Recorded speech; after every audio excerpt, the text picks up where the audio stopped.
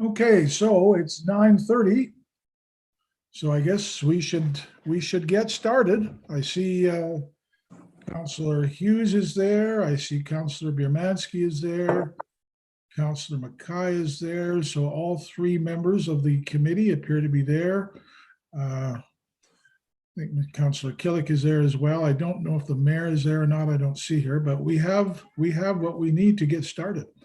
So what typically happens in these cases, we don't yet have a chair of the committee. So as Chief Legislative Officer, I take the chair just to start the meeting, just for the purpose of handling the election or nomination, as it may be, of a chair. My apologies, sorry. And then I turn it over to the newly named chair.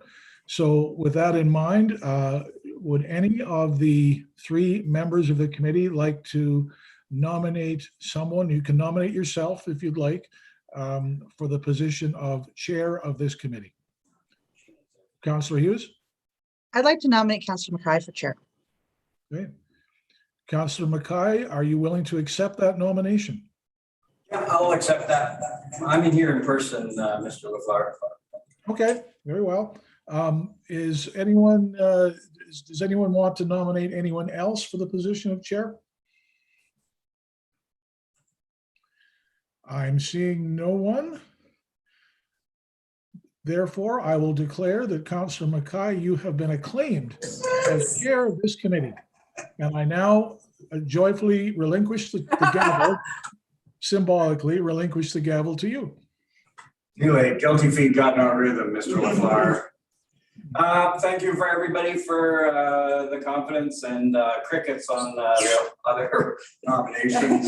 I guess we have a vice chair as well. Do you want me to do that, Mr. LaFleur?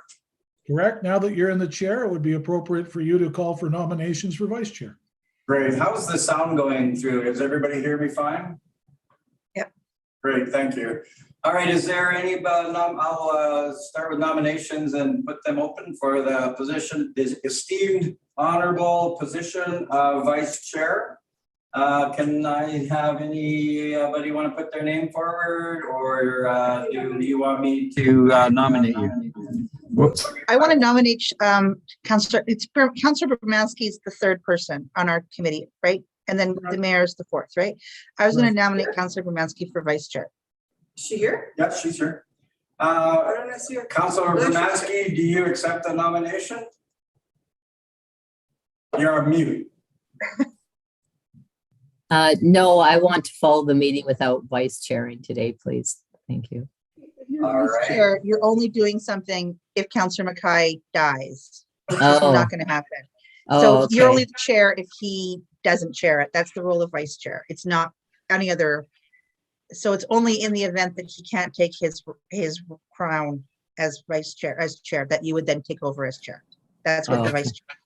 In the Okay. last, yeah, just to build on the previous comment, it's not likely. I can't even remember if we've ever really had that situation come up where the chair of either meeting hasn't been available. Maybe once or twice on the other committee, but our committees we've always managed to have the chair present. There's also the other duty, Councillor Biermansky, is the attendance at agenda committee if the chair can't attend, but that again doesn't happen very frequently. So. Because we can't get rid of you. No. He's very devoted to the position. That's why I'm comfortable with that. Do you still want to say no, or do you want to do it? I'd still like to say no. I'll nominate Councillor Hughes. Thanks, Councillor Biermansky. I appreciate the candor. Thank you very much. Councillor Hughes, there's a nomination for your name, I guess. Are you willing to accept the nomination? If I don't do it, does already left? Like, because I don't know if the mayor can do it. Can she do it? She's ex officio, and I would have to seek out Mr. LaFleur's, but I guess no. I would guess no. The answer is no. No, she's ex officio and she would not be eligible for the position of chair or vice chair. She So would due to make a complete lousy- lack of options, I will take. She'd make a lousy vice chair anyways, so. Yeah, I know. She needs more experience chairing meetings. I prefer you. Okay, Thank okay, you very sure. much. So, I mean, for everybody listening on the meeting, this is not normally how these things go. But being a new council, I respect Councilor Bermansky's decision and willingness or want to kind of observe for a while. And there will be another opportunity in maybe in the short term. So anyways, I will, if being obviously as there's no further nominations, because we've ran out of members, I will declare that Councilor Hughes is the vice chair of the Community Living and Standing Committee. Bravo. Good. We'll send out pins and flowers later. I'll be looking forward to it. That was, Mr. LaFleur, that was more painful than I thought it. I'll move on to the adoption of the agenda. Any changes from legislation? Do you want to do attendance first? Yeah, I was gonna do, I don't have it. Oh, yeah, there we go. I apologize. I think Mr. LaFleur did attendance. He called that, so. Any changes to the agenda? I don't see any, so can I get a motion for, or actually, you know what? I'm just gonna declare, I'm gonna be the tyrant chair, and I'm gonna declare that the agenda is adopted.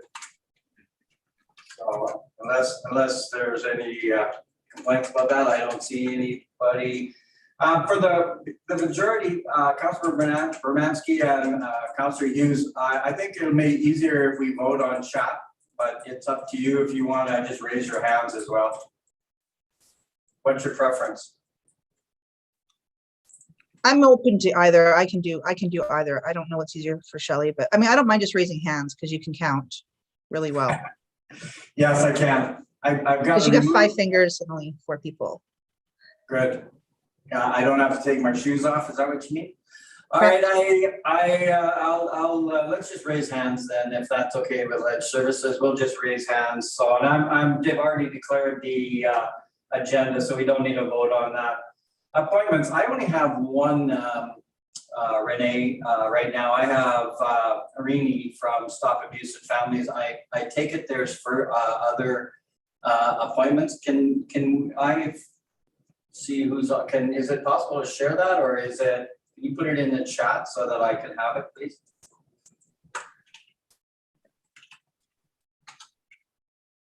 Just give a minute for legislative services to send. I'm aware that there's additional appointments. Thank you. I have Irini, I have Lisa, and I have Mike Hook. Is that correct? Is that all I have?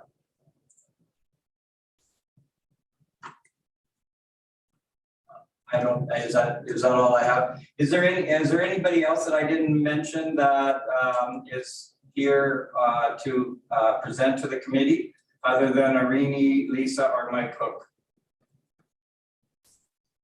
All right, seeing no frantic waving or nothing else in the chat. Irini, we usually have just our usual 5 minutes to present. So if you want to take up 5 minutes, we don't have a timer, but I will wave frantically at 4 minutes. and that'll give you an opportunity to wrap up. And so go ahead, Irini.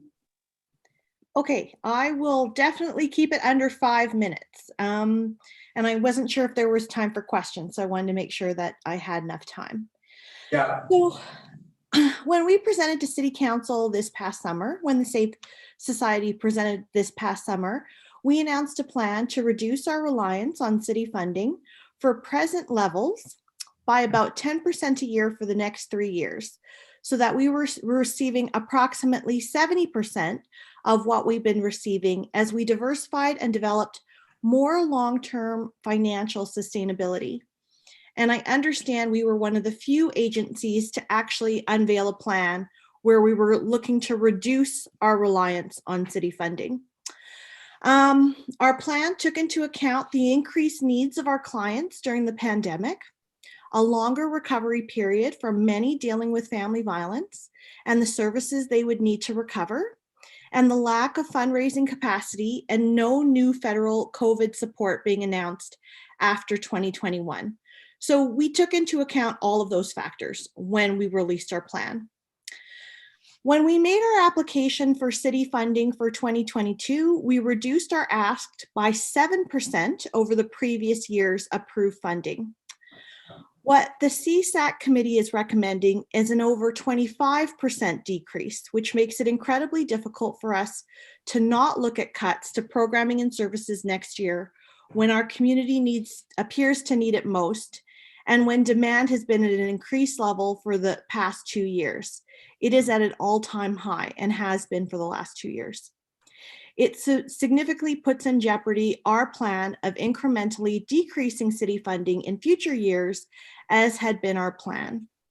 So we'd ask council to please reconsider this CSAC recommendation, given the need in the community, our intentions and demonstration of decreasing our reliance on city funding with a considered plan. We know the city is under tremendous fiscal pressures, but going into austerity with residents who need services to get back on their feet, to contribute meaningfully to their community, and to cut now in the immediate term is a small impact in the city's budget, but significant to the youth, children, and families we serve. That's my ask. I know that you have a lot of pressures. I know that there are a lot of requests, but this funding can help a lot of people in the short term. And as I said, we do have a plan to reduce our reliance on city funding, and we demonstrated that with a reduction in our ask for next year and our plan to continue to reduce the asks over the next 3 years. Thank you. Thank you, Irini. I appreciate the time. Any questions of Irini? Go ahead, Councillor Hughes. Thank you. Thanks for coming, Irini. I think when we spoke, when you guys came to the, sorry, to the consultation of the budget, I told you how we had the budget constraints. So my suspicion is that any additional funding will have to be a council motion to increase it beyond the current levels, because everybody almost had to get below their ask, which is unfortunate, but just the way it is. So can you just refresh with me one more time? So how far below did we give you? I know I can go look this up, but I just haven't got that far on the agenda at the second. So our 2021 request and received or approved funding was 117K. In 2022, we requested 109K. The recommendation that's coming down between the two grants is 88K. Okay. So if you're short this, it looks like we're short about 20,000, right? Ish, 21,000. So rough and dirty, yeah. Yeah. So for the 21,000, sorry, 30, a little over 30,000. 30. Wait, 99, 88, 98, 109. I'm still getting 21. Well, sorry. Between our ask and what's being recommended, okay. it's about 20%. It's about 20,000. Yes. Sorry. Okay. So the 21,000. How will that impact you guys? Like, what will be the ramifications if we don't give you the extra 21? So we'll have to cut programming in order to balance the budget. What are you thinking will happen? Like, which, and I don't. It'll probably be the children and youth programming, because that's the easiest to cut wholesale in different aspects. And it's not typically funded by the city. So we offset some of our operational costs in order to pay for that from donations. But if I'm now moving donations to pay for those operational costs, then I can't provide that programming, right? So what do you offer for the children and youth programming, like specifically, or so we what is offered? Yeah, so we have a child play therapy program. So that is like child counseling for ages 5 to 11 years of age. And it's a maximum of 10 sessions plus support for parents. Because once we're counseling children, their parents have a huge impact on whether that that counseling sticks, right? So we have to do some psychoeducation with parents to support them with their child's counseling goals. The youth counseling is already paid for by FCSS, but we decreased our funding and hoped that we could cover it out of, that was part of our plan, to cover it with part of donations and things like that. We will have to reduce that as well. So that one was at FCSS, but then you transferred it over is what I'm saying. So could you ask No, for no, that? no, through it's just the way we use the pots of money, Counselor Hughes. Right. So if I have to take donations to cover offset shortfalls in programming, which is what we anticipated doing, now, if I don't receive this money for operations, I have to use those donations to cover the operation shortfall. Okay. Does that make sense? Yeah, I was trying to think, and Connie might be on the line as well, but I thought we still had a little bit of money left in the FCSS pot. That's why I was asking if the youth one was under FCSS, because we might be able to give you the extra money under that one if that was the case, without having it be a tax increase. So that's why I was asking, so the youth one, do you typically ask for more under youth and ask for less this year? Because that might be a way No, for us we to work. asked for less under Safe Ed. Okay, Yeah, and we sort of buttress youth counseling with donations for as we continue to reduce that piece. It's not significant for youth counseling. We'll just reduce that when we run out of money. But the children's counseling is the one that's going to take the big hit. Likely. okay. Mhm. Okay, thank you for sharing that. Yeah, thank you. I just have a follow-up question, Irini. So I mean, from the FCSS funding, you got your requests, right? You got your Safe Ed funding and you got your programming funding. So the other, it's from the other grant in relation to the amount that you requested and the amount that CSAC has recommended that's causing you the hardship, correct? Yes. Okay. So I mean, they are different pots of money. Yes, and we made the reduction on FCSS, thinking that we could diversify that funding easier than the operational funding. Okay. All right. I mean, we'll be asking administration questions later, so you can stay. Councillor Vermansky, do you have any questions? I don't at this time. Actually, I do have one question. How many children are normally helped in the 5 to 11? The child play therapy is a new program, so we launched it a couple years ago, and we see about 40 to 50 children in that program so far a year. Okay, and has there been a greater expectation for that program this past year? It's always been a need in the community. So when we finally launched it, we were inundated by requests. And when I say 40 to 50 kids, that's how many we actually see. We probably intake around 70 kids, but then we can't get parental consent to provide support. So it comes out to about 40 or 50 kids a year. There is a huge and significant need. And I would say that it's particularly coming from the schools as children are acting out and dysregulated, and there's a higher likelihood for children who have been from abusive homes to have high dropout rates, to be bullied, and a whole bunch of other things that work against them in the long term. Okay, and in youth numbers? Youth is around the same number. It's about 40 to 50, but that's been a longer standing program. And we have been doing that with FCSS support for many years. As I understand, FCSS is going through a huge review provincially, and counseling may be thrown out of that eligibility pot in 2023. Which we also have to make allowances for. Thank you. Any follow-up questions, Councillor Hughes or Mayor Hare? Okay, thank you very much, Rini. Like I said, if we'll ask administration some questions just right away following, so you're more than welcome to stay until that's completed. Next, Lisa with BMX.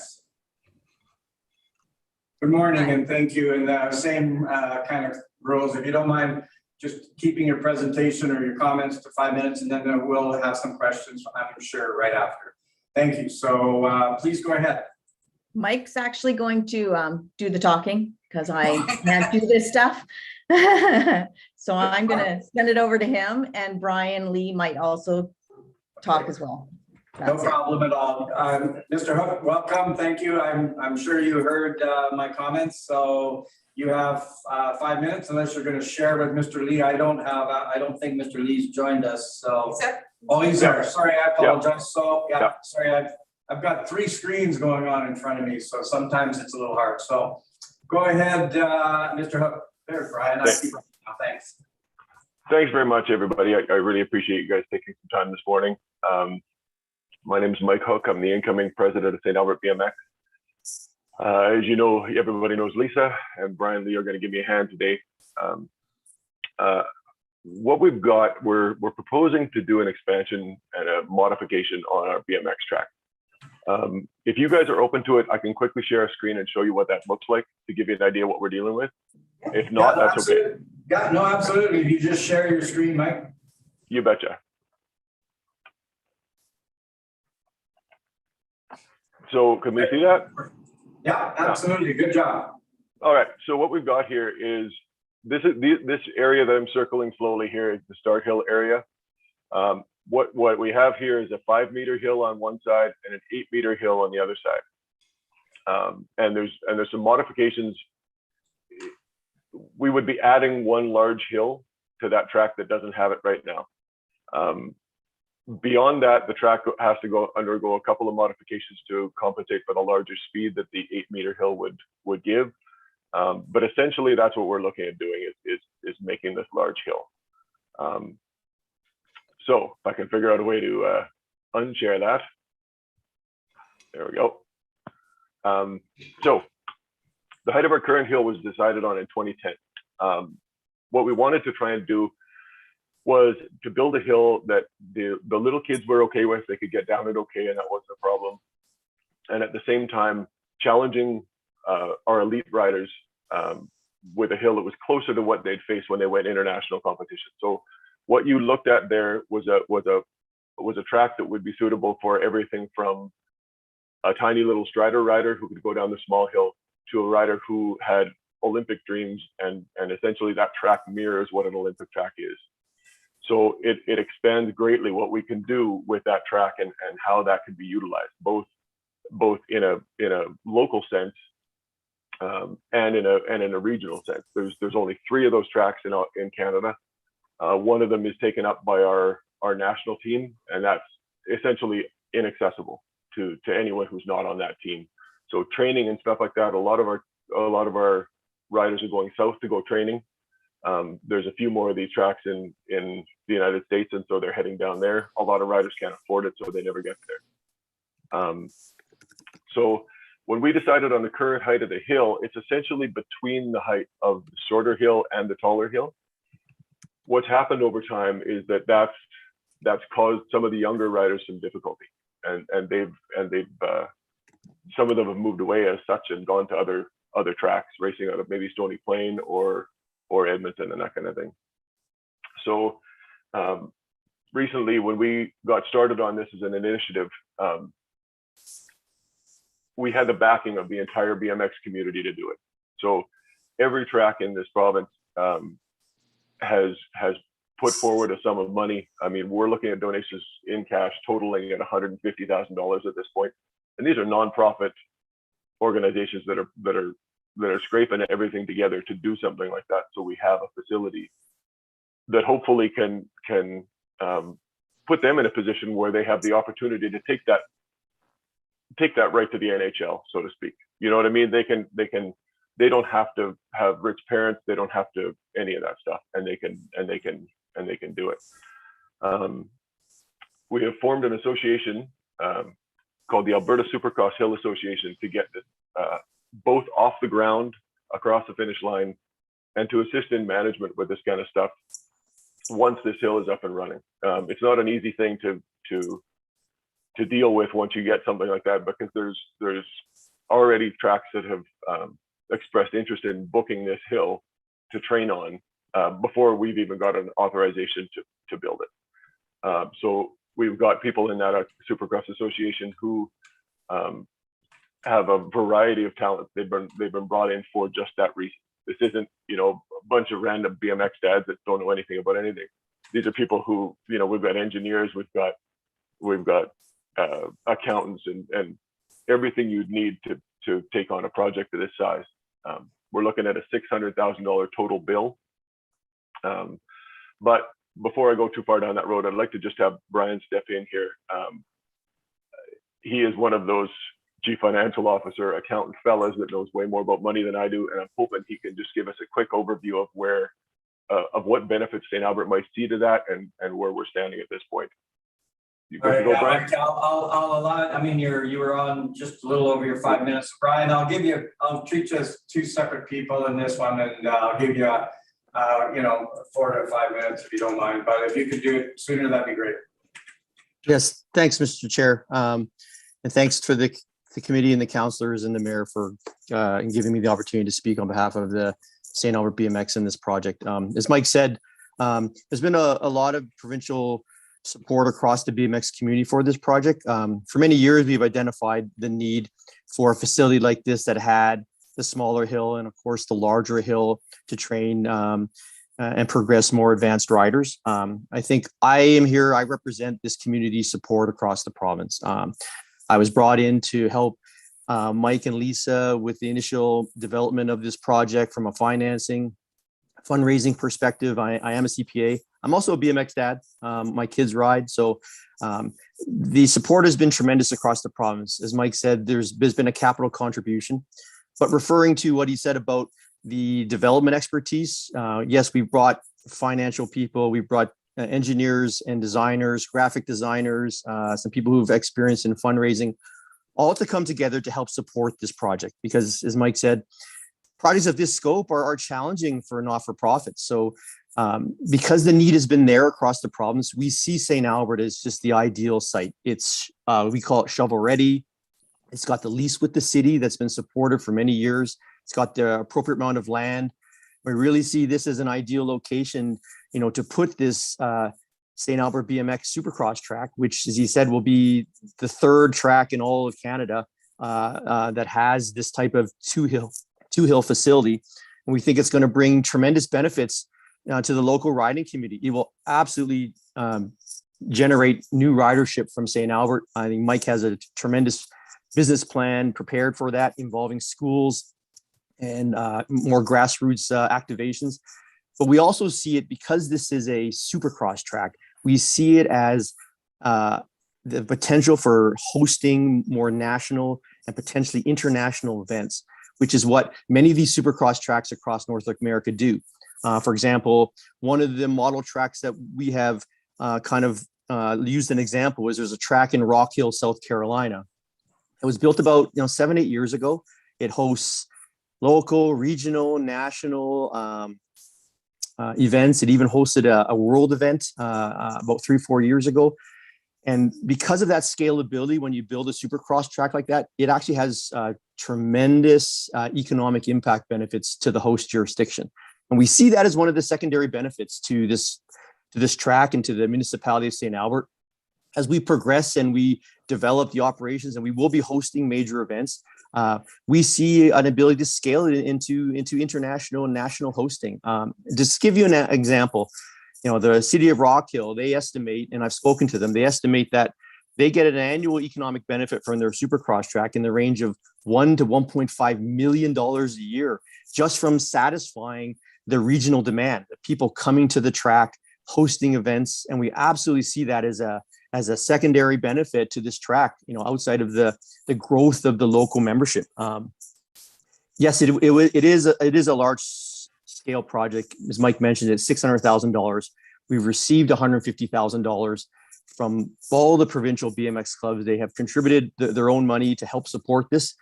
And that is the reason why we were looking to apply for the community capital grant for a matching amount of money from the city. in the amount of, I think it was $180,000. After that, we will fundraise. We will fundraise to make up the difference. We made application for some provincial grants as well. And we really feel that with the collective support of the whole province and of Mike and Lisa's team and the work they've done, we really think we can pull this project off, and we think it will be an icon facility for the whole region. I think the regional cooperation, we've never seen this in the BMX community. You know, every club kind of does their own thing, and they've come together to really support this initiative. We feel that we have the expertise for the development side. We have the expertise to support Mike on the operational side. And that's why I'm here to support them. There's been a lot of work done. Estimation of donated services already from the community are in the range of $30,000 that have gone into designs. The rendering you just saw on the screen was all donated services from the community. And we expect that to probably double by the end of the development period. So I just wanted to relay that, to be here to support them and to tell the community and the council that this project is supported across the province. And it is really a unique opportunity to build a facility that is going to benefit the city of St. Albert and its community and the whole province and region for many years to come. Thank you very much.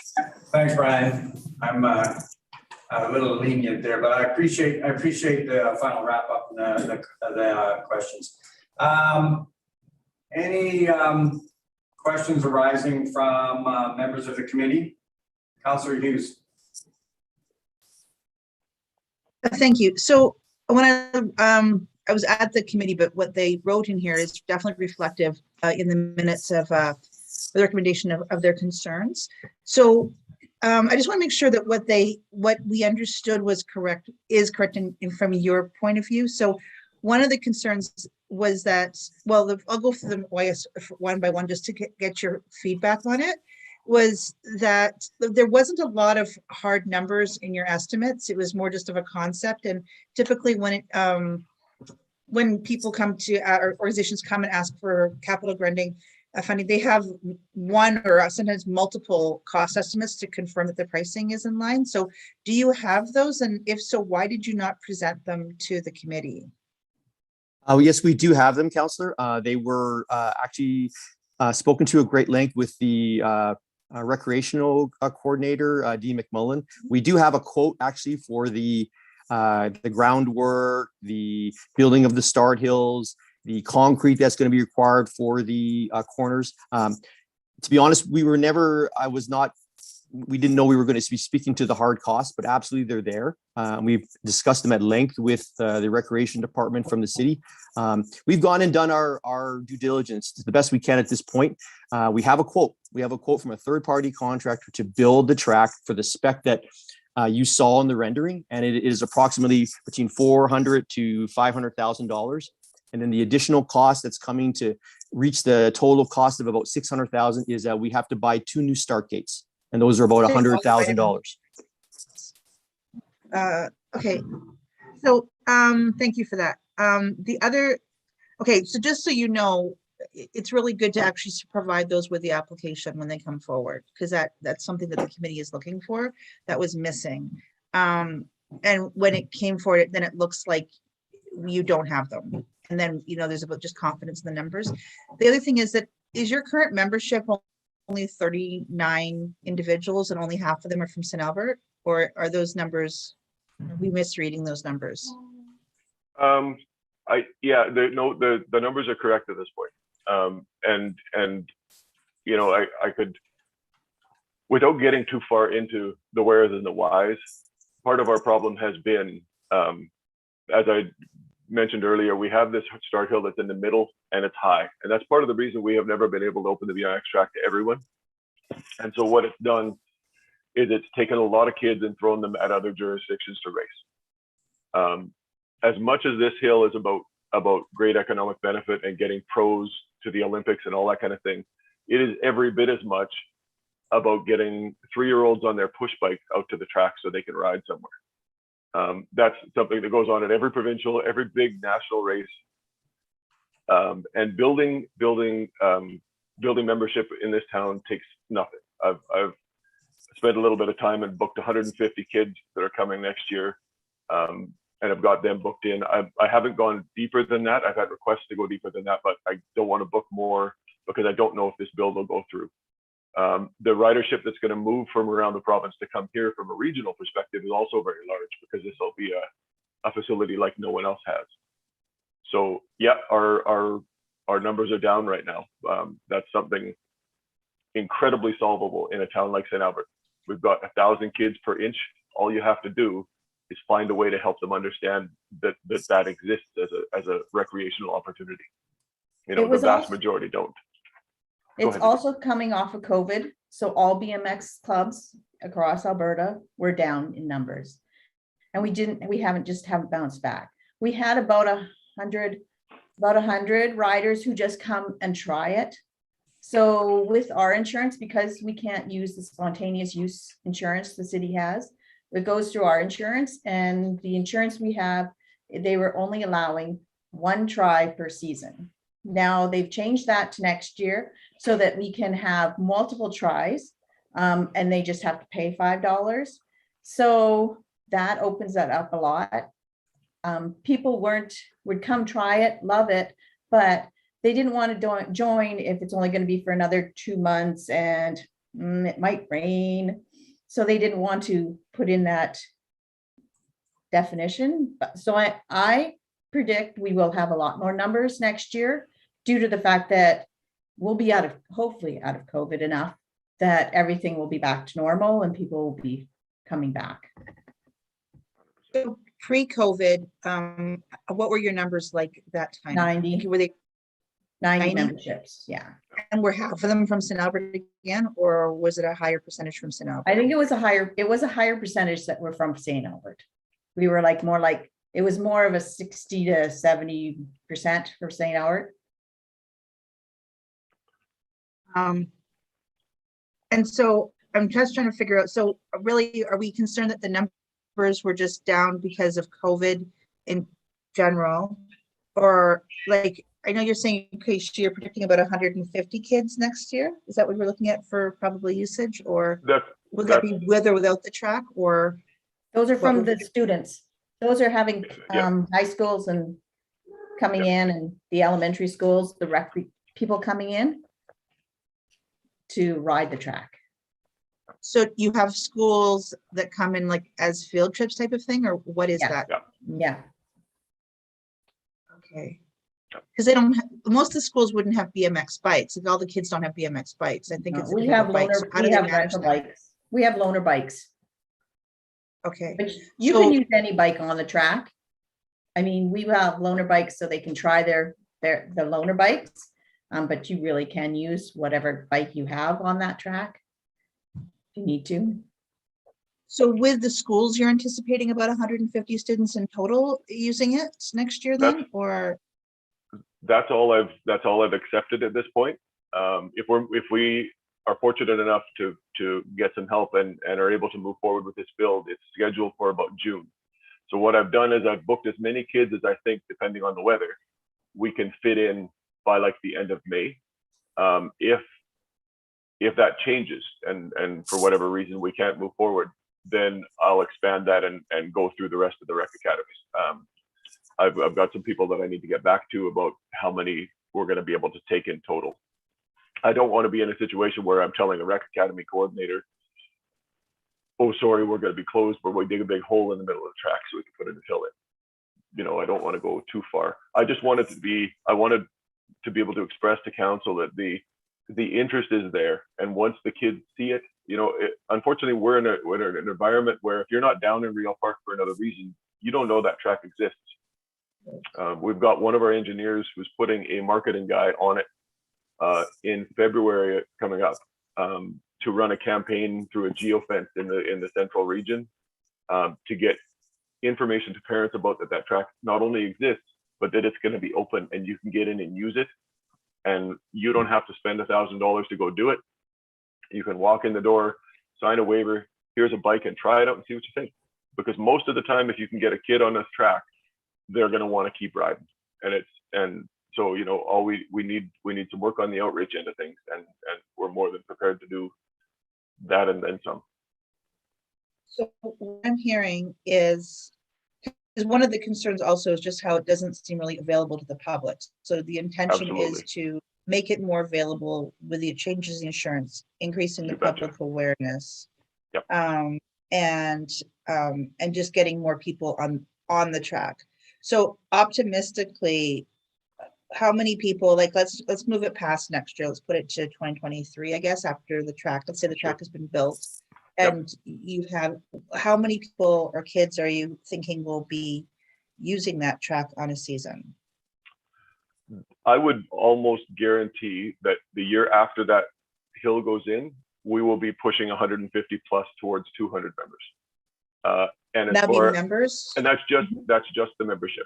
So beyond the membership, as far as how many kids we can put on that track throughout the year, even this year, we, like Lisa had alluded to, we had put over 100 kids on the track to give them a chance to try it and that kind of thing. That's with no rec academies or no anything. To put that number closer to 500 would be really reasonable and not overly ambitious between the rec academies and the fact that we're going to have at least one day a week that's dedicated to getting kids on the track that have never tried it. Yeah, I think 500 is an easy fill number wise. And then just one more question. So you have, like, you've raised the 150, you obviously need to raise more because you're short a little bit still. Even if Absolutely, yeah. When is your date of determining a go or no go for the project to proceed for next year? Like, are you making a decision January? When are you deciding that you're going forward on this? Brian, do you want to take that? I think he would be a better person Sure. than I. I think there's a couple milestones, Councillor, that are going to be integral to having the project go forward. One is we there's two streams of application that we undertook. One was the project approval application that was submitted about 2 months ago. We understand that is still working through the process, but that's a key one because, as Mike said, we're making commitments to schools. We want to initiate a corporate fundraising program to make up the full funding of the project. But it's hard to make commitments when we don't have that project approval.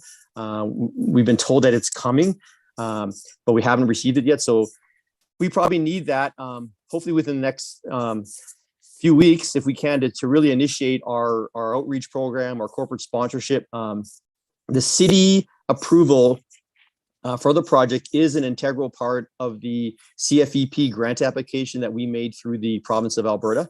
I understand that adjudication happens up to the point of around the first quarter of 2022. So that is an outstanding pending approval that I have to submit to the province in order for them to adjudicate our CFEP application for additional funding for the project cost. So again, that's probably, hopefully within the next 30 days, so before the end of the calendar year. If we can't get that project approval, probably by the beginning of 2022, then we'll have to probably look at some kind of deferral. Maybe looking at doing the build in the next year, which would then mean we'd have to defer all the school programs and the work that Mike has done. We totally see that it's achievable, but there's a few milestones that we need in order to move forward. And that's why we're here in front of the committee, and we've been in close discussion with the recreation department as to the status of that project approval. So okay, so I was done and I wasn't. The one more thing. So in the past, the council has not. I don't remember the council approving $181,000 in funding in the past for any project, regardless of the size. We had Dynamics come and ask for funding last year. Larger than what you did, and we ended up only giving them 65,000, and the CSCC recommendation did not exceed 90 something. So it would be unusual for us to agree to a number of that quantity. So I guess my question is, let's say that you got half of that with what you're asking. Are you still planning to proceed forward then with your funding? Because what you're asking for it's much larger than I've ever seen being approved as a single project. I think from the Alberta Supercross Association, and representing the provincial community and the clubs, yes, we would still proceed. But again, the key point is that we would need the project approval in order to formally initiate our fundraising. We feel we can do it. Yes, we would like to get as much support from a matching perspective, from the community capital grant program. But we recognize that if there is a gap larger than what we originally budgeted, we would still proceed, but just ramp up our corporate and community fundraising programs. But I'll be honest, we haven't started. We informed the recreation department that we were going to wait until we got the project approval because we don't want to make commitments that we can't live up to. But the desire is there, Councillor. And I think the volunteer efforts are there to ramp up as soon as we can. So once we have a project approval, if we have a decision on the community capital grant, it is our full intention to move forward. That's why I'm here, to express the support that the provincial BMX community has.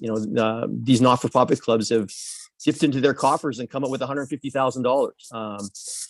Yes, we need to fundraise the rest of it, and we're willing to do that once we get certain approval milestones from the city. Can I, thanks, Shane. Councillor Bermansky, you've had your hand up. Go ahead. Hi there. Just a question. What would be the downtime on your facility for this project going forward? Like, is summer not your busy time? And if you're starting in June, when is it finished? Well, we've got the quote that's on the table at the moment, which is what we're looking at this moment, has said that we can do it anywhere from 6 weeks to 2 months, depending on what the weather does and that kind of thing. Things are, like building a road, assuming all the ducks go in a row, we can do it in 6 weeks, but it'll likely be in the 2 month range.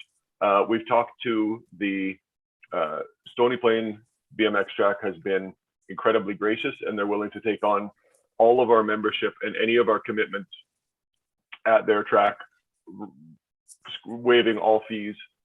So any riders who do come out with the rec academies and that kind of thing who join, we'll have a track to race out of, and all the coaching and supports that a track would offer a little ways down the road. And I know Edmonton is willing to take on kids that are closer to that side too. So there will be no loss as far as ridership or being able to race, even though we're down for a couple of months. And the other question is, say it's developed and then you have a more professional level group, using it in events and such. Would that push out the lower levels at that point? So I'm a racing dad, and my wife races, and I have a 9-year-old daughter named Gretchen who races, and a son as well. I have always been more focused on, part of the reason I think I'm where I am right now is because I care about little kids. You get little kids on that track, they'll ride their whole lives. It brings incredible self-confidence and fitness, and there's a grocery list of things that are great about it. If you only acknowledge the super fast racers on the big track, you've completely missed the point. Those racers take care of themselves. My focus is bringing in young kids, getting them started, helping them develop in an individual sports world. So absolutely not. There's no chance that while I'm involved in this club, that the fast big kids are going to override those low kids in any way. Okay, and one last question. Sure. With the school programs and such, like it's a pretty athletic type sport, and I know that you're wearing helmets and equipment and such. Where's the face mask fit into that scenario? Absolutely. You're talking about a face mask COVID-wise? Yes, because the kids are wearing them, right? Absolutely. So we're fairly fortunate in that when we have kids to the track, they don't need to be inside at any point. And anywhere within our moto shed, we call it, which is the building on the track. If they're in there for any reason, they're masked. They can wear a mask underneath the helmet, which is a full face helmet. It's not like a standard bike helmet. It kind of comes around like a dirt bike helmet. So they can wear a mask within that, and distancing is possible and easy regardless of the number of kids, just because of the amount of space we've got there. So we could definitely And we're fortunate, we've got Lisa, who's a nurse who is excellent with keeping up on COVID protocols and stuff like that. So she guides our policy on that front for sure. So you provide helmets for children then? Yeah, absolutely. That's all. Thank you. Thank you, Councilor Maskey. Councilor Killick, you're free to ask questions in the committee format. Do you have any questions?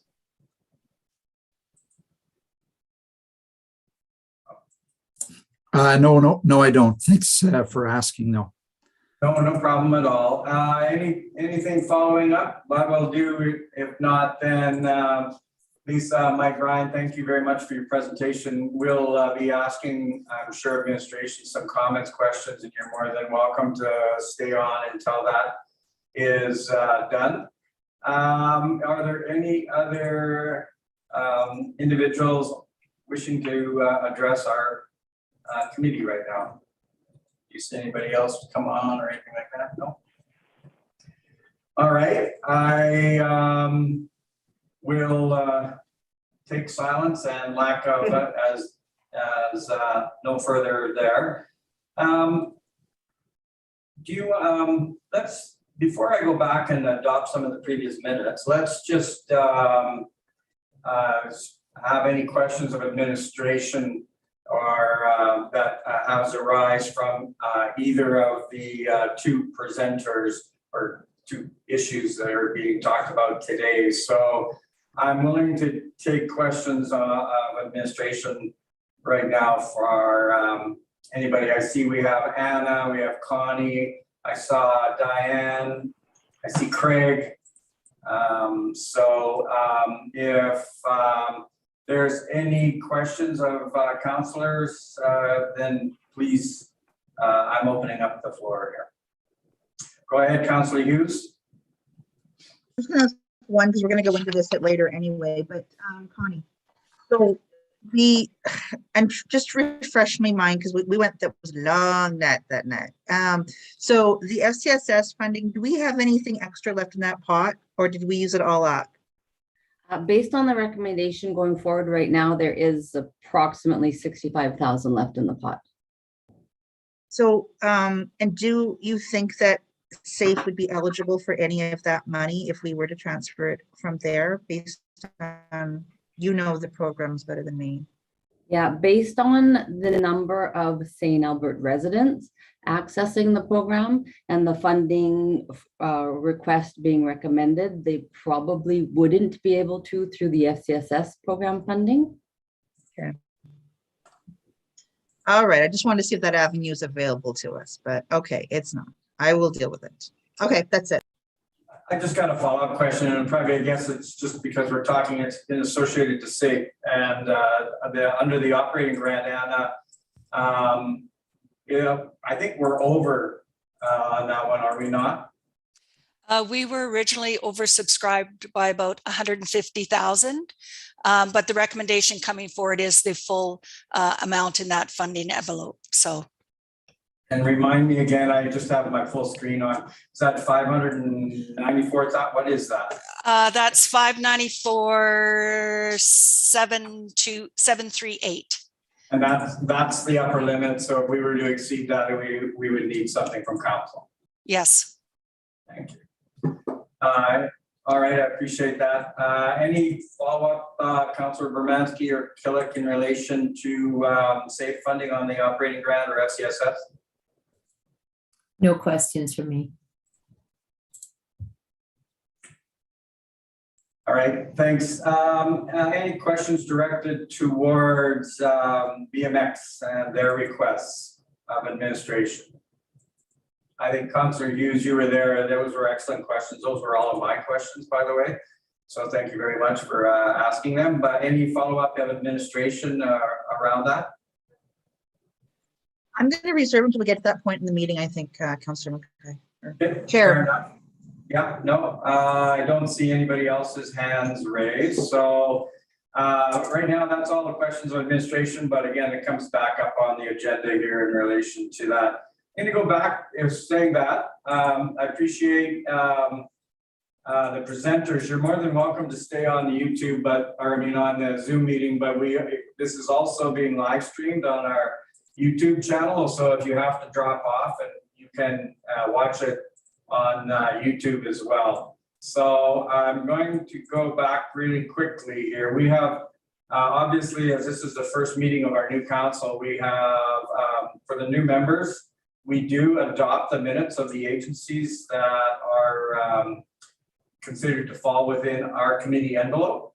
So, I mean, those are the Arts Development Advisory Committee, the Community Service Advisory Committee, the Environmental Advisory Committee, Seniors Advisory, and the Youth Advisory Committees. And so as you saw in your, and I'm missing something else. And also the last committee meeting minutes. And yeah, and of course, and Alleged Services says there's also the last meeting of the previous council around the committee. So now there are maybe one kind of some amendments in relation to Councillor Jolly's email where perhaps there wasn't quorum. Can I get clarification from Alleged Services in relation to what that one was? Yes, so the. Yes, I could do that. Go ahead, Mr. LaFleur. Yeah, basically, Councillor Jolie pointed out that on the face of those two sets of minutes, it appears that there wasn't quorum at the meetings in question. And of course, if there truly wasn't quorum, it calls into question, was there really a meeting? And if there was really not a meeting, then how can there be minutes? So what we're recommending at this point, until we can look more deeply into this, for this meeting of the Community Living Standing Committee, can we just remove those two sets of minutes from Youth Advisory Committee? There's no harm in them coming back to a later meeting. Nothing bad would happen if you do that. So I would like to recommend that those just be simply removed until we can look into the quorum issue. Great, thank you. I don't see any concerns with that. I mean, it would be like you suggested. I don't think there's any harm, no foul in relation to that.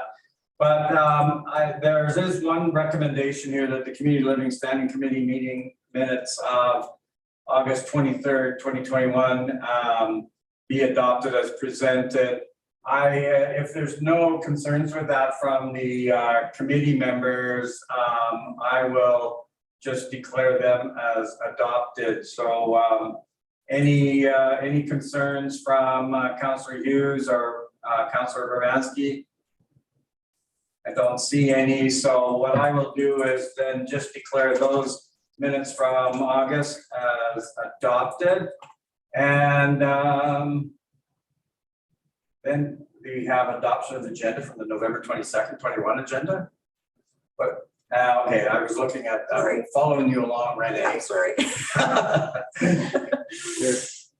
So I went on the screen. So we removed the two youth committee meetings that are in question.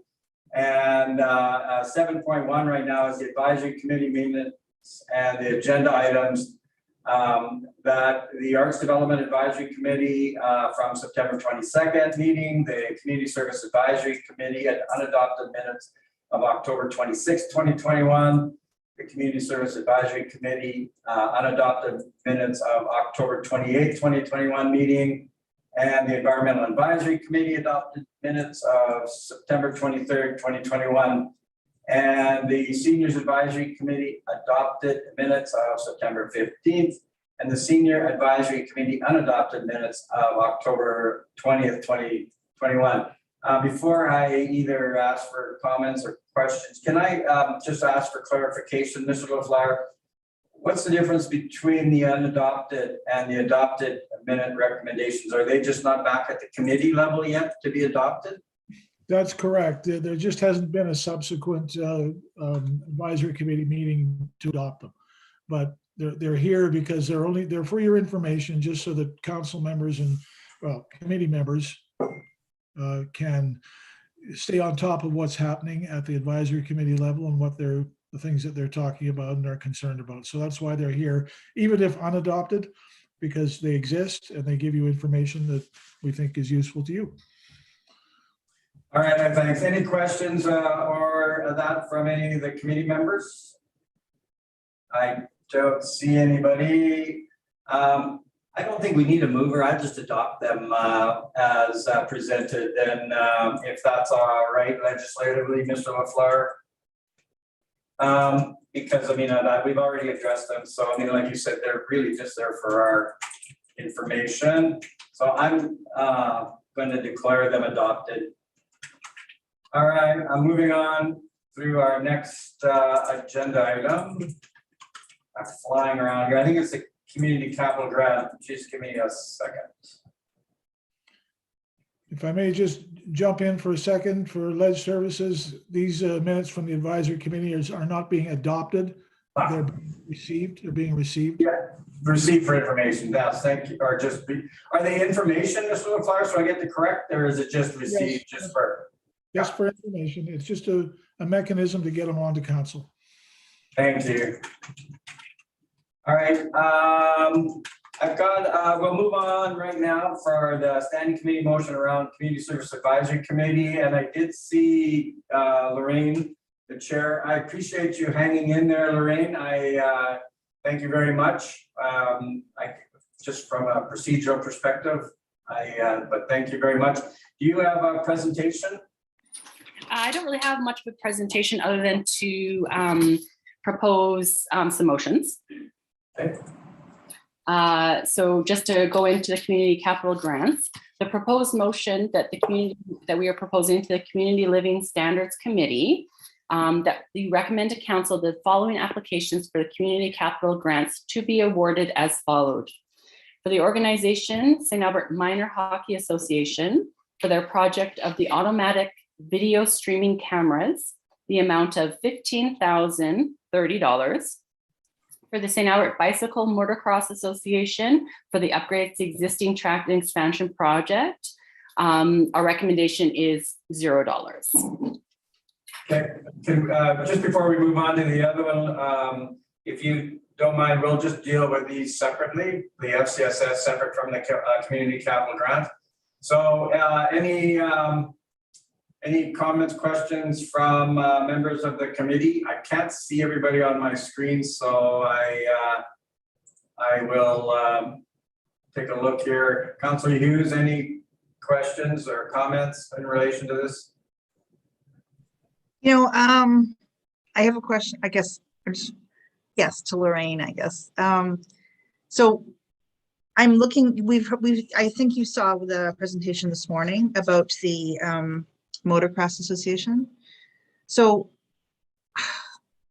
I'm not even sure where to go with this at this moment, because it's like committee recommended 0. I understand the rationale. They've come back and addressed some of the concerns. And you can't speak on behalf of the committee. So like, you know, like I'm not even sure where to go with this at this moment. So I guess I don't have anything to Lorraine, Councilor McKay. The concern I have right now is where do we go with this, the BMX track? And I'm going to look at the whole screen here, try to figure out a solution. So, because when I'm looking at Anna and Councilor McKay, we have 2 choices. We have 3. We can just go with what's recommended. We could just pick a different number, period. Or we could send it back to the committee with this new information to let them come back with a new recommendation. And that's why I was asking. I think mostly as summarized is based on our policies in regards to this this particular grant, there wasn't clear and enough information. So again, as recommended and put into the minutes that were given to everybody, we didn't recommend it as it's presently presented. However, encourage it. It's not a bad project. It would be amazing for St. Albert, but more information and more development needs to go into their strategy and exactly what it's going to look like. So that's kind of where it was kind of left. When's your next meeting, Lorraine? We are meeting actually tomorrow night. Well, that's probably too quick for our presenters to come back on that one then, isn't it?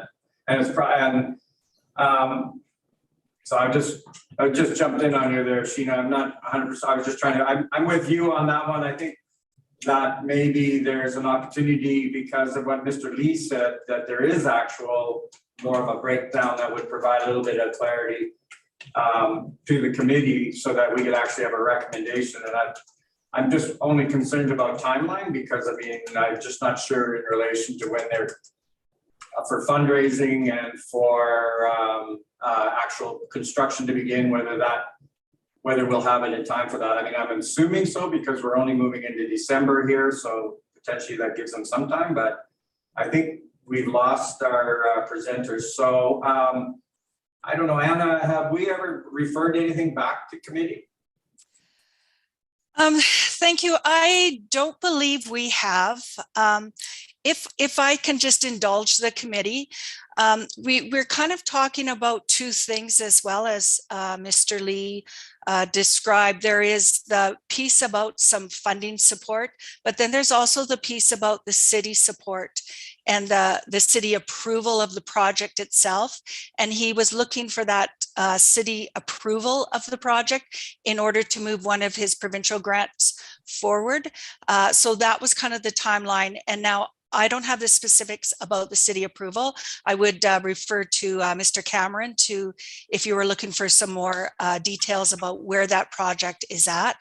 But as far as the committee sending something back to the committee, we have not done that before. Thanks, I appreciate that. That was going to be my second follow-up question was I didn't know who in the administration would deal with that actually the request, because I mean, it's one thing to fund, but they would, I imagine, have to go through a approval process around some of their changes. So Mr. Cameron, you've been identified? Are you responsible for potentially approving any changes in relation to the land or the use of the track? Thank you for the question, Councillor Mackay. The approval process would go to the Director of Recreation and Parks, that's Dan Anger. My team in Community Recreation has been working with the group on their project proposal, which we did receive kind of in late September. On a project of this scale, typically what we do is work with a group through their strategy, concept, detailed design, and into construction. What we received from the group was probably at the advanced concept phase.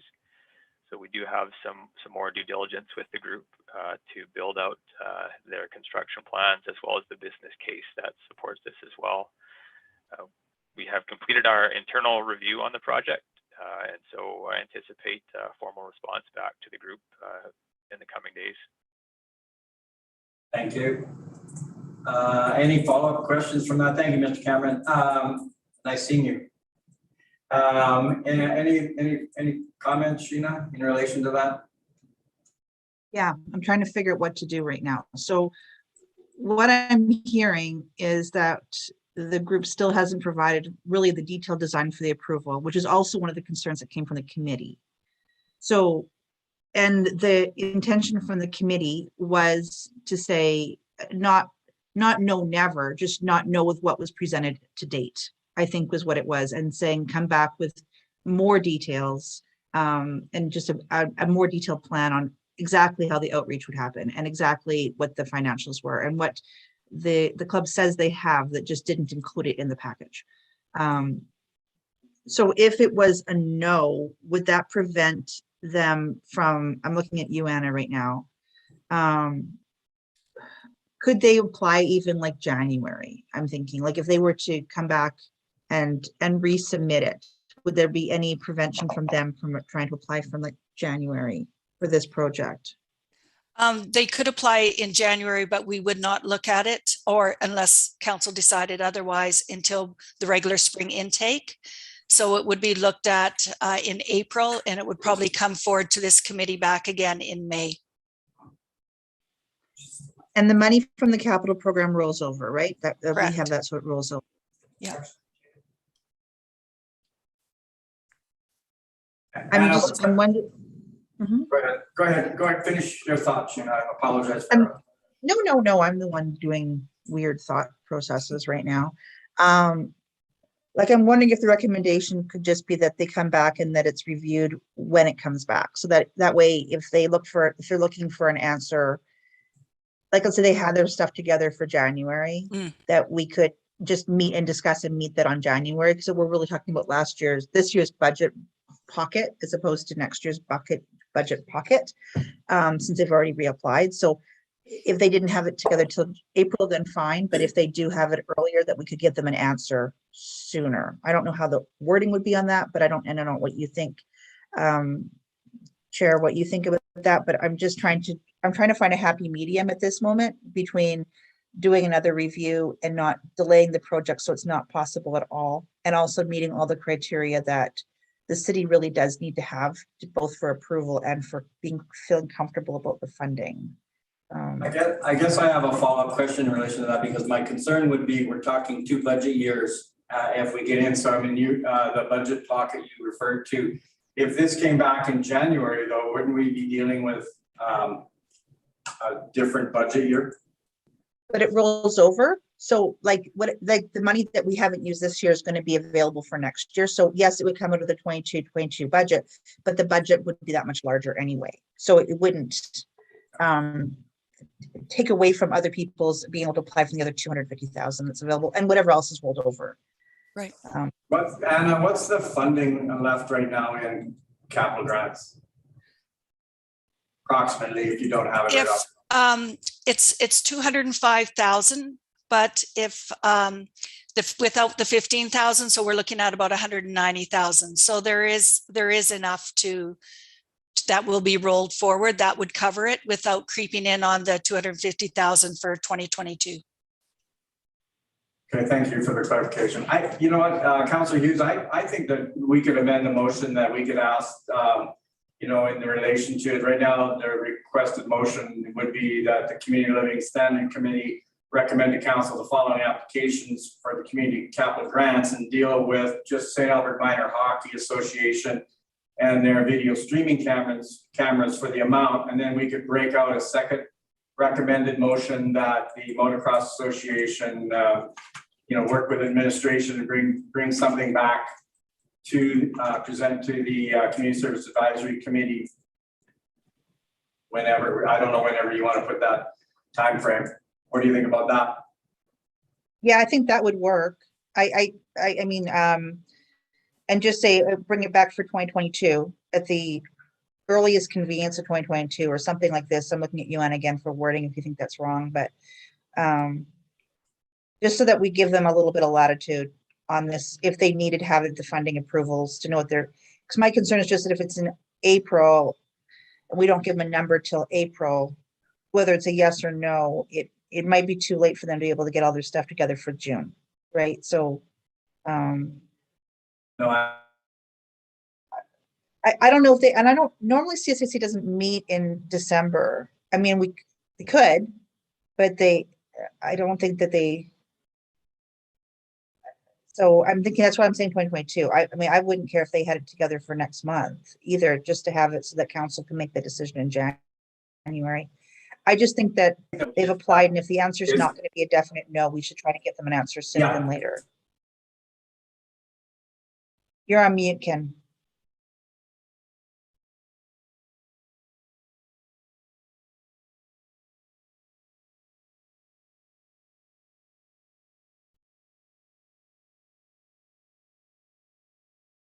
Councillor Mackay, you're totally silent. Yeah. Okay. I missed everything you just said, and I think it was probably valuable. No, it wasn't. It was just that our feed went down for some reason. So I apologize to anybody watching on YouTube or elsewise. We had a momentary temporary glitch. So no, the only thing was just going back quickly would be that we would just split it out and deal with the St. Albert Minor Hockey Association. And I was just providing that to Ledge Services so they could just come up with a motion on this, a recommendation on the screen. Let me know when you have that, Renee. And if we go down again, we apologize.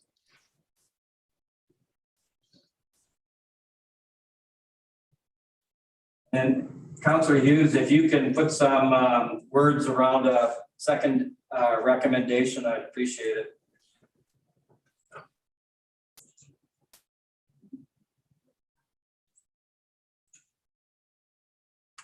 Manager. Control X, and then after it's break up into 2 different motions. We're still having some minor technical difficulties here. I appreciate the patience.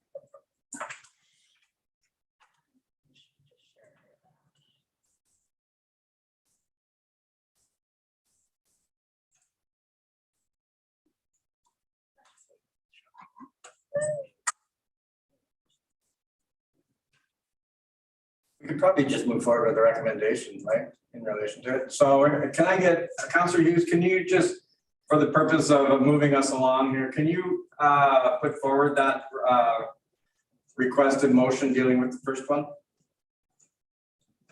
Scroll. Yep, that's it. There we go. Are you there, Councillor Hughes? Yeah, I'm here. Okay, she scrolled and I was like, scroll back up. Okay. The community, okay, no, that's not going to be that. Okay, the Community Living Study Committee recommend to council that the following application for the community grants, community capital grants be awarded as follows. Organization, Start Manor Hockey Association for automatic video streaming cameras for $15,030. Thank you. I'll accept that. Any comments from the Councilor Bermansky or Mayor Herron? Hearing none. Thank you. All in favor, raise your hands. I see everybody's hands. Councilor Bermansky, I can't see your hands unfortunately. Yep, there you are. Thank you. And yes, for Mayor Herron. So that's carried unanimously, no dissent.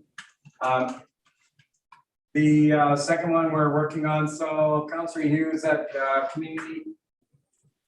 I'm trying to move around here.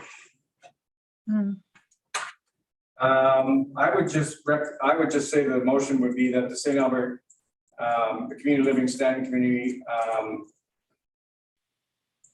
You know what, Mayor, Councillor, Chair, I mean, I'm wondering if we need to actually say anything other than the recommendation.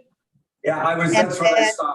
And then just let them reapply with, like, I guess, Anna, do we have to say specifically somewhere that somebody could apply for consideration earlier in our policies, or just? Leave it as is. I mean, right now the policy does a spring intake and then ongoing. So now we're looking at a spring intake again. So you would be going against the policy. So I would suggest adding in something that allows them to do an early application. I wouldn't put a specific date, but potentially earlier than the regular spring intake date. So what if we said just the recommendation and to permit the BMX Association to reapply prior to the spring intake, if possible? As you kind of broke up a little bit there, Councillor Hughes, for our benefit here, can you repeat that? Yeah. So we'll just do the recommendation of $0 and allow the BMX Association to reapply earlier than the spring intake if possible. And that way you leave it in their court. They may or may not be able to. Yeah, no, I like that idea. You got that already. So it would still be that the Community Living Standing Committee recommend to council that the St. Albert bicycle motocross receive $0, but can apply before the next intake. How did you say that? Before the spring intake, if possible. Before the spring intake, if possible. Yeah. Thank you for everybody's patience. We'll put it up and then we can massage it. Go ahead, Shelley. I just had the question about the school usage. Like, would they have numbers by that point in time? Because a lot of their, their information was on projected usage, but should that not be part of the application as well? Like a concrete numbers? That's what we're looking. Go ahead, Sheena, I talked over you. I apologize. Go ahead. No, I'm talking over you. Sorry, but that's what we're looking for. That's some of the more detailed information that the committee is looking for, is the hard numbers and exactly where they're going to get their increased numbers and all those details will be provided to the committee, but they haven't been provided to date. So that's why we're recommending a application, but just not necessarily a delay in the application, because they have to wait till April. And if they can get back with those numbers earlier, then we'll look at them earlier and give them a definite yes or no in the amount and earlier. That's what we're trying to do, is give some flexibility, but get additional numbers. Numbers on cost as well as usage then? Yeah. Okay. Yeah. So there's something on the screen, Councillor Hughes. Are you St. Albert Bicycle Motocross Association work with Community Service Advisory Committee? I don't know if we need that first one. I think it's just No, the I don't second think one. so either. No, I was just going through it as well. Yeah. So we can get rid of the first sentence. It's for the whole thing. Yeah, just the whole thing, and we can go back to the original motion, basically, because all we're trying to do there is just allow them to come back before the spring intake. Because as policy, we're not allowed to do that right now. They would have to come back in April as administration was saying. So all we're trying to do is say that we will move the committee's recommendation of providing them 0, but allow them to come back prior to the spring intake if they're ready to do so. Councillor Bermansky, you still have your hand up. Did you have further question or? I'm going to put that forward as well if you want. Yeah. So did you follow me, Renee, there when I said that? So. Yeah. This is the cleanest. Yeah. Okay. So we're still following the recommendation put forward by the CSAC that we wouldn't fund them, but we will allow them to reapply earlier than the spring intake. I think that's just the bottom sentence. Yeah. Yeah. So that the community living standing committee recommend to council that the application for the St. Albert BMX Motocross Association for upgrades existing track expansion project for the amount of $0 and allow the BMX Association to reapply earlier than the spring intake if possible. Yeah. Good. Is Lorraine still? Lorraine, are you still on? Did we lose Lorraine? Yeah, no, I'm here. Go ahead. Lorraine, it's Kathy. I'm just, when you guys, if you entertain a grant application earlier, you'll be into the 2022 budget. You'll just have to be cautious that you don't give it all away because you don't have the other grants to compare. Yeah, my part of my debate. But and so I'm sure Anna will have an idea of what's coming forward. Hopefully, by talking to the community groups. I just worry about it. Yeah, I haven't accepted it, so we're not in debate. That was a question. So I mean, I guess that was my question that I had in relation to the fact that we can do it. We're still in this budget. It just carries over that 195 something or other, but we can use that, have access to that. That was my comment question. All right, if there's any more questions, I think we beat this one down here. So I think let's accept that. I'll accept that. Do you want to have any debate? It's open for debate. Councilor Hughes, no, nothing. Seeing nothing, I'll call the question. All in favor of the recommendation? I see. Sorry, Councilor Bermansky, I can't see you. I apologize. There you are. Thank you. All that's accepted unanimously.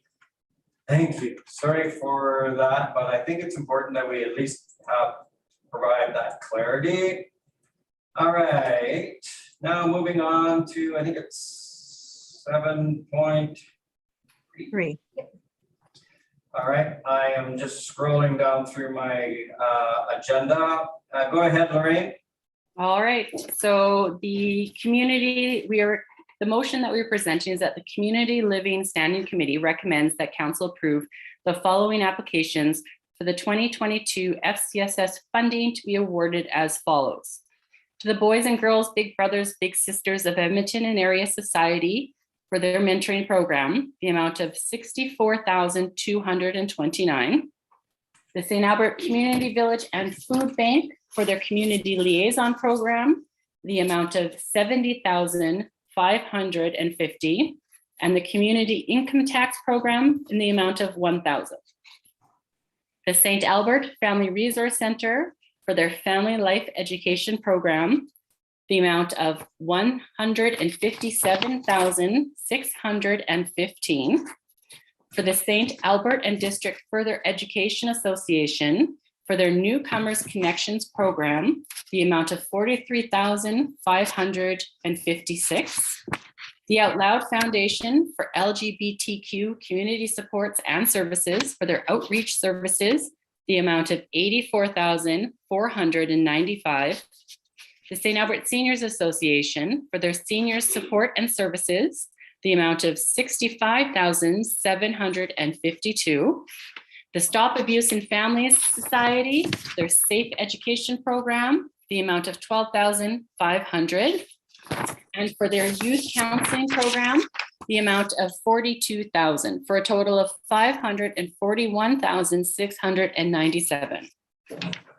Thank you, Lorraine. I appreciate that again. Any questions prior to that, after that? I don't see nothing in the room. I just need therefore then the requested motion then. I just need a mover for that. Councilor Bermansky, can you move that recommendation moving forward to council?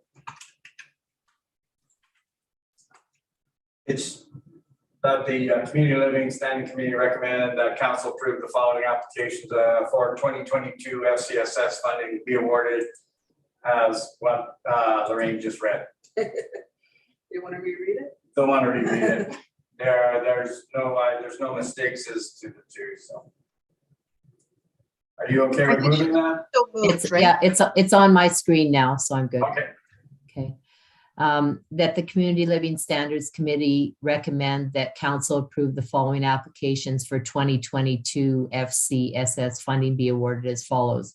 Boys and Girls, Big Brothers, Big Sisters of Edmonton and Area Society Mentoring, amount of $64,229. St. Albert Community Village and Food Bank Community Liaison, amount of $70,550.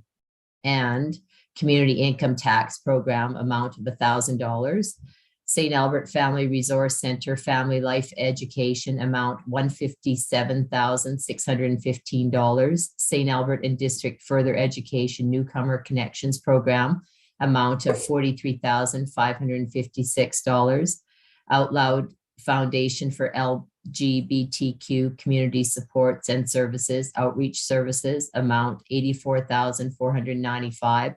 St. Albert Seniors Association Senior Supports and Services, amount of $65,752. St. Albert Stop Abuse in Family Society Safe Education, amount $12,500, and Youth Counseling of $42,000 for a total of $541,697. All right, thank you. I accept that. Any opening comments, Councilor Bermansky? No comments, no. Yeah, you don't need any. Anybody else? Councilor Hughes, go ahead. I just wanted to explain, just so everybody's clear about the, we recommended the further education to receive more funding than they asked for. And the reason for this was because the pot for the outside agencies was overfilled by 168,000. And we determined that they could be eligible for more under the FCSS pot. So that way we could just try it again. We were trying to figure out how to make it all work. So they've asked, the recommendation on the outside agencies to come was $20,000 less, but we were able to give them a little bit more through FCSS to try to balance the budget a bit better. So that's why their ask is higher, or their request is higher than their ask. I'm sure Ms. Dumont appreciates the extra assistance and help. Anybody else on debate? Thank you for the clarification, Councilor Hughes. I appreciate that. I had it highlighted, but I didn't ask a question on it. All right, then I will call the question. All in favor? I've got hands up, hands up. It's unanimous. Thank you very much, committee members. And I will move on to the operating grants. Go ahead, Lorraine, one last time, and I really appreciate you hanging in there for the entire morning. Not a problem. All right, so the motion reads that the Community Living Standings Committee recommends to council that the following applications for the 2022 outside agency grants be awarded as follows. The St. Albert Bereavement Fellowship, $7,668. St. Albert Housing Society, $44,650. The St. Albert Seniors Association, $219,285. St. Albert Victim Services Association, $66,515. The St. Albert Community Village and Food Bank, $110,675. The Stop Abuse in Family Society, $21,400. The Michif Cultural Connections Company, $9,697. St. Albert and District Further Education Association, $30,303. The St. Albert Family Resource Center, $19,155. The Out Loud Foundation for LGBTQ Community Supports and Services, $16,290. The Kaleo Collective, $21,415. Visual Arts Studio Association of St. Albert, $27,685. All those for a total of $594,738. Thank you. Before I ask for a motion, any further comments, clarifications, or discussion? I just have one. Anna, do we actually have a pot of money, or are we at like 600,000, or is it just what the requests are? What's our budget? Sure. The funding envelope is based on $9 per capita. So as per the last census, and so that equates out to $594,738. So we've utilized the full funding currently available in that budget. And for clarification of either Lorraine or Connie or yourself, sorry, Anna, you're responsible for this one. When we had the presentation by SAFE, this is where unfortunately the committee didn't recommend full funding in relation to that position. Is there any clarification around that you can provide this committee? Yes, certainly it was a difficult night, and those that have sat in on some of those deliberations and discussions, we did meet over 2 days. One of the factors with SAFE is we did really look at the policy, and we did this for every community group, and their intake is 50% St. Albert. The policy for outside agency, in order to be eligible, you must be 80% St. Albert. So we really looked at that, and SAFE provides such a valuable service to the community. And it is the only one providing that service right in St. Albert. So in the past, the number has been slightly below 80%, but it has never been down at 50%. So that certainly was one of the factors. The other piece is in their proposed 2022 operating budget. They did show a $10,000 surplus. So, it's difficult for everyone, difficult decisions, but I think that's about what I can disclose as far as those discussions. No, and I realize for the other committee members, those are obviously in camera discussions, but we can have a general overview. The other, I appreciate that. It's a hard decision being a member of that committee for a very long time. I know how hard and difficult those are, particularly when we're dealing with the vulnerable population. The other one is, and I'm not 100% sure what you disclose publicly, but Mischief, that's tentative based on some more work. Correct. That is tentative. So again, the committee felt strongly about what is provided by that organization to the community, and wanted to ensure that the recommendation did go forward. But again, it is based on the organization moving into an active status with corporate registries. So that's something that administration will work with the organization, and funding will not be provided until, if approved by council, until that status has changed. Okay, thank you. I'm not, as long as we're working with the organization, because I think there's still very minimal staffing there. Mm-hmm. Any other questions of administration or Lorraine? Councillor Hughes, Councillor Bermansky, Councillor Killick, any questions arising out of any of our discussion? Mayor, sorry. Did you have your hand up, Councillor Hughes? Yeah, go ahead. So before we just bring it on in the motion, So the recommendation from the CSAC was difficult because the ask was 168,000 higher than what the budget was. So we used every penny we had, and like I said, we tried to get 10,000 from the SCSS budget. We tried everything we could to try to do as much as we could with the money we had. I don't know if we, like, the recommendation for that was literally just trying to figure out how to handle all the needs the best we could. I personally am prepared to put forward a motion for the extra 21,400 and just go over what, because CSAC couldn't, they aren't allowed to recommend more than what the budget is. That's going to be our to set recommendations. So just giving you the heads up, I'm prepared to do the different number there on that, especially because Out Loud and Kaleo are new. Like, we, in addition to not having the budget increase the past couple of years, we've had an ask for an extra $35,000 that wasn't even asked for in previous years. So we've had more asks, more money, no more budget increase. Yeah, Councillor Hughes, remind me, last budget, you put forward a recommendation to increase funding to SAFE in relation to back from the COVID. Yeah. Was that a motion budget separate from the outside operating grants, or was that just to raise the amount up, or did we have a separate motion as part of our budget deliberations? That was extra. So last year they asked for 42, or they got 42, and then we gave them an extra 50 to handle the crisis that they were facing because there was so much of an increase in demand. So this year they asked for the 40. They asked for, I guess, hold on. They asked for 36 last year. I'm trying to get through all my stuff here. Yeah. 2021 actual. So 42 is what they asked for, and then they're asking for the 42 again, I guess, for under this category. But it's we gave them an extra 50, and so this time it would just be giving them their ask. Wouldn't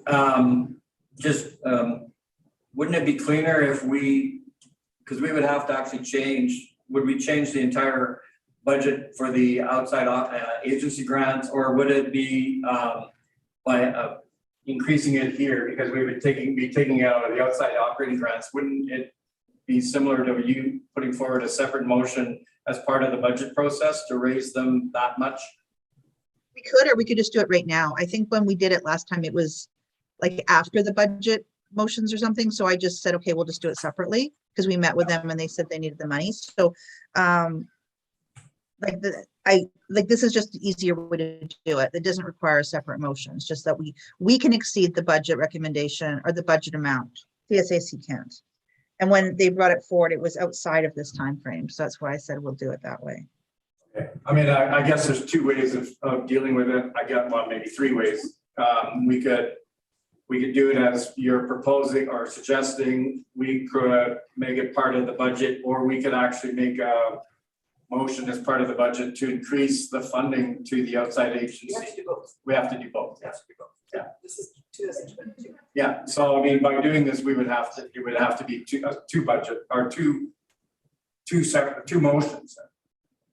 Well, I'm looking at Anna right now. I'm not changing the policy right now. We're just changing the recommendation. Like, I remember that one year Civic had less, and then Councillor Tim Osborne, he just brought it forward and said, we'll give them the extra money. It never changed the total budget pocket for the next year. It just increased the budget amount for that 1 year. So that's what I'm saying right now is just, we're just increasing it past the budget amount for that 1 year. If you guys want to do an amendment to change it back, you're welcome to do so. But it's not changing it permanently. It's just changing it for this 1 year. That being said, I think we need to have a discussion about exactly what we're doing on this, because we've had a lot more asks than what we can actually put forward here. But that's a different discussion in my. How much are we talking about? We're talking 21,000. We're talking 21,400, right?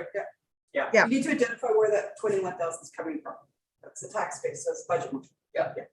That's what I mean, but I mean, it can come. It's all coming from the tax base. This is recommended to go to council for this. So of course it's coming with the taxes. Okay, well, I'm. Councilor Mackay? Yes, yes, go ahead, Mr. Yeah, we could probably look at that from stabilization. Oh, Mr. Hill, sorry, I just caught you there. Yeah. I guess there's Councilor Hughes. Would you? I mean, that would be then a separate. We would accept this one as presented and then put forward a separate motion if we took it out of stabilization. Sure. Okay. We'll do that. Okay. Any further questions of administration or discussion? So where's that 21,000 going? It would be going to safe as presented by Just safe, Rainier. right, okay. It would just bring them up to what their ask was in relation to it. I mean, these again are just recommendations coming out of this committee. We can have a more frank and full discussion at council if and when required. All right, Councilor Hughes, you okay? I still see your thinking here. No, that's good. I can put it forward if you want. Do you want me to read it all over again? Yeah, I don't think you need to, well, let's read the number. We should put it in into the proper format, so go ahead. Okay, that the Community Living Standing Committee recommend to council the following applications to 2022 outside grants be awarded as follows. St. Albert Bereavement Fellowship, 7,668. St. Albert Housing Society, 44,650. St. Albert Seniors Association, 219,285. St. Albert Victim Service Association, 66,515. St. Albert Community Village and Food Bank, 110,675. Stop Abuse in Families, SAFE, 21,400. Midship Cultural Connections Company, 9,697. St. Albert District Further Education Association, 30,303. St. Albert Family Resource Center, 19,155. Out Loud Foundation for LGBTQ Community Supports and Services, 16,290. KO Collective Limited, 21,415. Visual Arts Studio Association of St. Albert, FASA, 27,685, for a total of $594,738. All right, thank you. I appreciate that. I will accept that. Anything you want to open with, Councilor Hughes? Just that I think we're having a workshop about outside organizations early next year. And I think that we need to discuss not only this, but also just the amount we're giving FCSS exceeds the demands, whereas this is, we are not meeting the requests right now. So perhaps even redistributing how we're giving the outside agencies their funding might be also an option for discussion going forward, just to recognize the fact that we've had even more asks in the recent years than we have before, and the budget has not been increasing lately. So that I think that needs to be an element of the discussion next year, because we have extra in FCSS and we don't have enough going forward for outside agencies. So that needs to just come into a discussion play. And it was a very, very difficult meeting to try to figure out how to make $768,000 fit into $600,000 was a very difficult meeting to have. That's it. Thank you. Anything on debate, Councilor Bermansky? No, I don't have any questions. Anything on debate? Thank you very much, Councilor Hughes. I just want to mention to Lorraine, thank you very much, as been outlined by Councilor Hughes. I mean, these were obviously very challenging and discussions with not only the all of the agencies and dealing with what we're dealing with coming out of COVID, or hopefully coming out of COVID, and the impacts that we've had on our vulnerable in our community. So I really appreciate, Lorraine, and I hope you take this back to the committee, all of the hard work that your committee does. And Councillor Killick is moving forward in relation to as the new member of council. So Councillor Killick, I hope we didn't scare you off this morning, but you've got really, really strong people. Lorraine, how many people are we replacing on CSAC this year? I haven't actually heard any feedback on that and how that's going forward yet. So I don't know. I think a majority are hoping to stay, which is good. Yeah, my fingers are crossed. I think these discussions will only remain tough. Anyways, those are my only comments. I just wanted to make sure that the work of the advisory committee was acknowledged, and I know Councillor Hughes would agree with me. Anyways, I am going to call the question. All in favor of the recommendation? I see everybody unanimously. Yeah, that is unanimous. Is there anything else on the agenda? Are you gonna do the other? Oh, which other motion was that? I'm missing on motion, I apologize. Just the one for safe, the separate motion. Oh, no, I think the safe separate motion will come as a postponed motion by either myself or Councillor Hughes. We'll discuss that. I can put it forward. I'll put it forward in the next 10 minutes for you guys. Yeah. All right, I don't see anything else on the agenda. So Councillor Killick, Councillor Bermansky, this is your first committee meeting. Thank you. I'll see some of you this afternoon, perhaps in the other committee. And I'm going to declare this meeting adjourned. Thank you. Thank you, everybody. Thank you, staff. Thank you, Brittany, Renee. You're welcome. Yeah. Congratulations on your appointment.